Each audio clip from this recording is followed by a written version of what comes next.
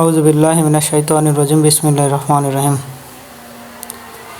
হাশরের ময়দানে একজন পিতাকে জান্নাতুল ফেরদাউস বা জান্নাতের সর্বোচ্চ স্থান দান করা হবে। তখন সে ব্যক্তি ফেরেশতাদেরকে জিজ্ঞেস করবেন, আমি তো দুনিয়ার জীবনে এত কোনো ভালো কাজ করি নাই, তো আমি এখানে কেন এলাম এবং কিভাবে এলাম? তখন ফেরেশতারা বলবেন, আপনি আপনার সন্তানের দোয়ায় জান্নাতুল ফেরদাউস লাভ করেছেন। সেজন্য নবী করিম সাল্লাল্লাহু আলাইহি সাল্লাম বলেন, নেক সন্তান হচ্ছে সদকায়ে জারিয়া।